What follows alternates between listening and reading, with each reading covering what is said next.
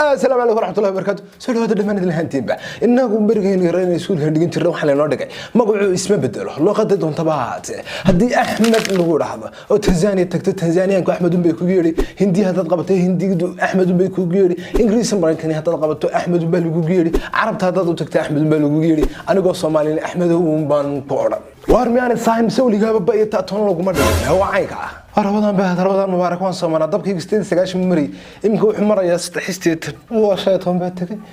يا رب يا رسول الله كاتشوينا يالك لكن انت ينك بدن بو استهشان إلا يدنها قربحو صاحبي يعني كسر في حد قال عقيد الدونيسو نمبر كتل صومئة صدن يكو صدن يلبا أما بصمتها شن فور سجاشن يكو صرف لها ألفا رموت كصرف لها شيء إلكترونيكا قاعدة كل شيء قاعد ما أقول اسمه بدل وحياة بدن بعانيه قبعا وحنا كم ده الدلالة دلنا عدد كده مجا ولا بحال مجا أنا ويقانا بعد ديهوك عالم ومجا كله ويقانا تصالحان وطن كطلياني قدرت كيس واحد ويقانا إيطاليا تركيا دون واحد دلك ودو تقانا تركيا لكن هدي إن إنجليش يكون شيء قال بدن ودن مجاعيده ده وحقارنا دونا إيطالي يا تركي وذاك تام مجيء الدلك واحد بدن يسكمي بدن لكن هابونا واقدي سباه يسبد شيء تانا واحد كوسكرين يا وحويان لو قدها كل الدون تدكو كوه الله أو تصالحان عدان هدي الدون في الصومال كوه الله وما الله يصين ونقو كوه الله في الصومالية هذا توي كوه الله يا قاب شبهه لو قدي سامع بأكسن كيسة يلا تبدأ إنجليش تو كوه الله وحورات تصالحان أني وحبعدي مجال ظاهر جيسة يا sidoo kale adigu marka doonaysa inaad English ku hadasho uguma hadlaysid sida ninka cadaanka oo dhamaysid I'll take the tax to my home laakiin waxaad ugu dhawaaqaysaa sida Soomaalidu wax weeyaan u hadlaan oo kale baad English taad ugu dhawaaqaysaa oo waxaad leedahay I will take the taxi to my guri to my home nugu kala wadniyo hadda ma adiga Soomaaliga ka bidistay aad wadigu ugu dhawaaqay waxa jooga ma Soomaaliba tabalaka ya shabasi ya saluk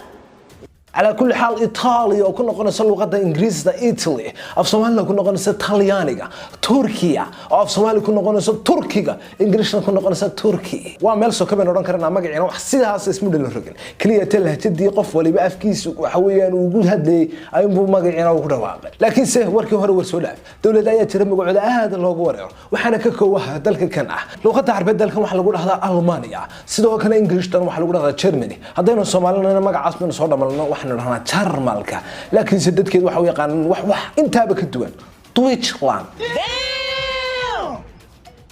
هل كودا مدر روسكا بولان يوكرين ودن كتشيغا يردمان وحنا ركرنا الشعوب السلاف كيدغتا وقوي بري قارada يوروب inay u yaqaanaan dalka Jarmalka sida Nimisko magacyada isku dhudhow u yaqaanaan wadanka Jarmalka niyada yamaankana ku hay magaca Nimsia muuqaalkan gabagabadiisa waxaan kaaga sheegi doonaa xog aad cajiib ah halka wadanka Finland dalka Jarmalka looga yaqaan magaca Sax Allah Sax استغفر الله العظيم استغفر الله صومنا اني محب بلاغني تنار هذا كويس قدب وهين دلك marka magaca u bixiyeen tusaalaan imka marka Jarmal tahay Finland qabto la gura hada halkeebad ka soo jeeda wax la raansa I'm from Sax No God please no استغفر الله العظيم تادو جدان ادونك waxa weeyaan way ku dawaqeen magaca Jarmalka qolaba waxba wala baxday sababtu waa maxay aynu ugu horreysino wadanka Jarmalka dadka degan magaca isku yaqaanaan oo ah Deutschland markaynu turjino Deutsch macnaheedu waa dadka laana waa dhul marka waa dhulkii dadku lahaayeen yaani waa magac waxaan oran karaa muwaadinimo sheegaya waa dhulkii dadka annaga yaani dhulkeygii weeyaan faham walaalo ha iska soo taagnaan soo kale waxaan soo sheegnay in dadweyga dega waqooyi bari qaarada Yurub sida Ruushka Poland iyo Ukraine dadweyga degaana u yaqaan wadanka Jarmalka magac iyo isku dhudhow oo wax weeyaan ay ka soo dhamasheen eriga Nimsi sababta ugu bixinay wax weeyaan dadweyga hore ee degi jiray dhulkaas markii ugu horeysay la kulmeen dadweyga degi jiray iyaguna Jarmalka way safgaran waayeen sidaa daraadeed bay ugu bixiyeen eriga Nimsi oo macnihiisu waa kii aamusnaa أن هدلهين يعني لما قف وأنا فاهم إن محك واضح هذلي سو كلام واحد سوشي كنا يودك فيلان ويقانا دالك تشرمل كمجا على السكسة صبتهم حويان ضد يوجي لورين شري سكسون يا إديك شري قبل كاس تشرمل كميدا إلا ما أنت قبل كاس وحلا هذا قبل كاس سكسون يا سو كلا عربت وحوي تقانا ودك تشرمل كألمانيا صبتهم حويان قبائش لورين شري ألمان إديك شرتي قيب بدنا كميدا ودك تشرمل هل كل لغة إنجليش تنا لو قلت هذا دالك المجا سهل تشرمل صبتهم حويان قبائش meeshii loo yaqaanay iguna Germania oo waxa weeyaan dhulal badan degi jira oo Jarmalku ka mid yahay sida qaybo kamid ah Faransiiska, Ingiriiska, Denmark, Jarmalka laftigiisa laakiin se magacan Germany waxa uu ku dhagay wadanka Jarmalka فديا وعيالين موركي انت ديقدات سين الله كوصل للنبي اللهم صل وسلم وبارك عليه Jarmalka aynu ka gudubno wadanka Finland adduunka oo dhan waxa isku waafaqsan yihiin wadanka Finland la yiraahdo hasa haddii dadweynaha reer Finland magaca u yaqaan wadankoodu gabi ahaanba aad buu uga gadisan yahay magaca Finland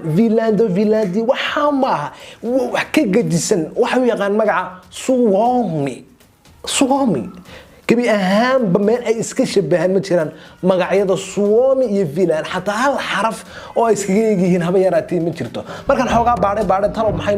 sababtu waxay adigu wax qanciya waan waay saadaradeed waxaan isjirkii ugu dambeeyay magaca garanay mid xaasidu hayo isagoo aan qof sheegin buu dhintay sababta wadanka Finland Suomi loogu yaqaan xaasid